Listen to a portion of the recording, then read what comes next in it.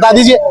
राहुल गांधी जी थे, मैं था भैया, हम कांग्रेस पार्टी थी वहां पे जब आग जलनी हो रही थी। तो मैं आपको बता दूं, जहां जहां चाहे दलित हो, चाहे मुस्लिम हो, चाहे आदिवासी हो, जहां भी अगर उनके ऊपर कोई अत्याचार होता है तो वहाँ कांग्रेस पार्टी होती है, राहुल गांधी होता है, आदरणीय खड़गे साहब होते हैं। राहुल जी को तो पागल बोल रहे हो। देखो मैं ये बताना चाहता हूँ भैया, देखो जो पागल जो ये जो शब्दों का जो प्रयोग कर रहे हैं, मैं आपके चैनल के माध्यम से बता दूं, हेमंता तू जेल जाएगा। तूने जो पागल शब्दों का प्रयोग किया है ना, तुझे कोई रोक नहीं सकता जेल जाने से, कोई रोक नहीं सकता। पहली बात सुनो, आचार संहिता लगी है, तुमने पुलिस वालों को कैसे भेज दिया? आपका सवाल जो पवन खेड़ा जी ने जो किया उसका सीधा सीधा जवाब देना चाहिए था। आपने पुलिस वालों को भेजा, आपको क्या लगता है पुलिस वाले ही बच जाएंगे? वो मैं पूछना चाहता हूँ, वो सब सस्पेंड है? हम बता रहे सस्पेंड है। पहली बात, आपने आचार संहिता का उल्लंघन किया है। लेकिन वो कह रहा है कि चुनाव निपटने के बाद इनको देखा जाएगा। हम कह रहे हैं ये चुनाव निपट गया, वहाँ सरकार बनने जा रही है भैया कांग्रेस की। वहाँ आपको मैं बता दूं, वहाँ कांग्रेस पार्टी को पूरा समर्थन दे रही है जनता, क्योंकि देखो जनता भी जानती है कि हमारा अगर राज्य का मुख्यमंत्री एक सभ्य होना चाहिए, एक शिक्षा शैक्षिक होना चाहिए, एक पढ़ा लिखा होना चाहिए। आप सोचिए, और यहाँ क्या है, वो गालियां दे रहा है। यहाँ क्या है, कोई रोजगार की बातें नहीं हो रही। यहाँ क्या है, मतलब मैं मुस्लिमों को ऐसा कर दूंगा, बाबर बोल देता है। सोचिए, पहली बात वो मुख्यमंत्री है, उसके लिए मुस्लिम भी बराबर होने चाहिए, हिंदू भी बराबर होने चाहिए, किसी को ईसाई भी बराबर होने चाहिए। तो मैं आपको बता दूं, सब बराबर होने चाहिए। देखो आप वो कह रहे गाय घर में खा सकते हो। सोचिए, मैं आपके चैनल के माध्यम से कहना चाहता हूँ कि सुनिए, हमारा जो राष्ट्रीय, हम कहते हैं कि गाय को हमारा राष्ट्रीय पक्षी बनाए, ये पशु बनाइए ना, क्यों नहीं बनाते आप? बनाइए, अगर आपके अंदर औकात है तो।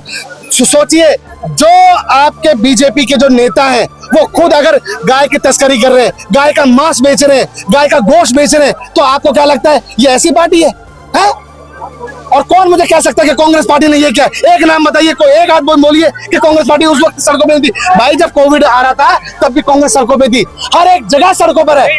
मगर कांग्रेस पार्टी हर उस आदमी के साथ है जिसके साथ अगर गलत काम हो रहे हैं। भाजपा के लोग तो गाय को माता ही कहते हैं। देखो गाय को, देखो मुंह में राम बगल में छुरी, हायरे साधु तेरी नीयत बुरी, वो हिसाब है भाई इन लोगों का कि मुंह में मम्मा बोलते हैं और पीछे से गाय को काटते हैं। मैं बताइए कि ये मुझे बताइए कि गडकरी की कंपनी नहीं है? कोई एक आदमी मना कर दीजिए मुझे कि नहीं है। बताइए, उसकी बीबी भी उसी कंपनी में है, उसकी माँ भी और उसके बेटा भी। देखो गाय का, देखो सुनो, मैं बता रहा हूँ, आपने सारे मुद्दे की बात करी, मगर आज के किस लिए आए?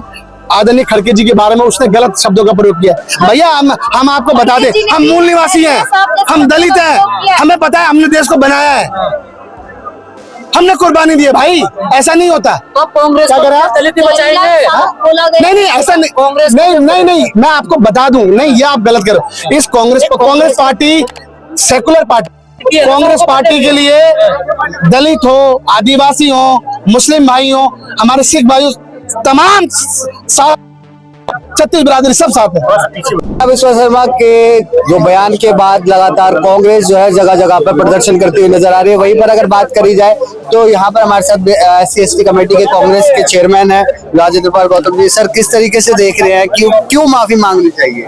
देखिए, जिस तरह पवन खेड़ा जी ने जो दस्तावेज मीडिया के सामने 3 दिन पहले रखे, जिसमें 3 पासपोर्ट हेमंता बिस्वा शर्मा की पत्नी के नाम से इशू है, अमेरिका के अंदर एक कंपनी रजिस्टर्ड कराई है और हजारों करोड़ का इन्वेस्टमेंट किया, वो दस्तावेज जो मीडिया के सामने रखे, हेमंता बिस्वा शर्मा को उनका जवाब देना चाहिए था। और जवाब देने की वजह इलेक्शन कमीशन को तुरंत मुकदमा दर्ज करके जांच शुरू करनी चाहिए थी, लेकिन इलेक्शन कमीशन ने तो जांच शुरू की नहीं। उल्टा हेमंता बिस्वा शर्मा, जो अब पुलिस आसाम की इलेक्शन कमीशन के अंडर होनी चाहिए, वो पुलिस अभी भी हेमंता बिस्वा शर्मा के इशारे पे काम कर रही है। वहाँ पुलिस का दुरुपयोग करके मुकदमा दर्ज करके हेमंत आके यहाँ पवन खेड़ा जी को गिरफ्तार करने भेज दिया। और होना तो ये चाहिए था, हेमंता बिस्वा शर्मा पहले जवाब दें कि उनकी पत्नी के खिलाफ 3 पासपोर्ट इशू है या नहीं है, उन्होंने कंपनी अमेरिका में दर्ज कराई है कि नहीं कराई है, उन्होंने हजारों करोड़ का इन्वेस्टमेंट किया है कि नहीं किया। साथ में उन्होंने मल्लिकार्जुन खड़गे जी के खिलाफ जिस तरह की अब्यूसिव लैंग्वेज का इस्तेमाल किया, घटिया स्तर पे वो उतर आए, उसके लिए उनको खड़गे जी से और इस देश के दलितों से माफी मांगनी चाहिए। हम ऐसी मांग करते हैं। रविशंकर प्रसाद है, उनका ये कहना है कि पवन खेड़ा के जितने भी तथ्य थे वो सारे झूठे थे, ये तो उल्टा खेल होता हुआ दिख रहा है। कह रहे AI जनरेटेड है। देखिए, बीजेपी तो झूठ बोलेगी, बीजेपी के झूठ बोलने से सच तो नहीं बदल जाएगा। पहले इस देश की जांच एजेंसी मुकदमा दर्ज करके जांच तो करें, जांच करके सामने रख दे। अगर उसमें निकल के आता है भाई झूठे पाए गए तो क्लोजर रिपोर्ट लगा दे, जो कानून में प्रक्रिया है। और अगर कोई झूठा कोई फॉल्स केस रजिस्टर्ड कराता तो उसके खिलाफ मुकदमा दर्ज कर ले। लेकिन पहले ये बताइए, क्या पुलिस ने मुकदमा दर्ज किया? क्या जांच शुरू की? तो घर पे आए तो थे लेने के लिए, वो मिले नहीं। वो तो मुकदमा हिमंता बिस्वा शर्मा ने दर्ज कराया ना, उनका तो दर्ज कर लिया। लेकिन जो उनके खिलाफ आरोप, उनकी जांच कौन करेगा? जांच उनकी होनी चाहिए। पर कांग्रेस का भी तो कहना गलत है ना कि ये सांप वाला जो नमाज के ऊपर जो बयानबाजी करी। कांग्रेस पार्टी इस देश में सभी धर्म जाति के लोगों को लेके साथ चलती है और वो नफरत की बात नहीं करती, मोहब्बत की बात करती है। बीजेपी के अंदर जहर भरा है, बीजेपी के नेता हमेशा आग उगलते हैं और ये जहरीली पार्टी चूंकि मनुस्मृति पे चलती है, वो देश के इस संविधान को नहीं मानती। आरएसएस को भी तो टारगेट करते हो। आरएसएस बीजेपी एक ही बात है, नाम अलग अलग है, एक ही बात है, कोई अंतर नहीं है, दोनों एक है।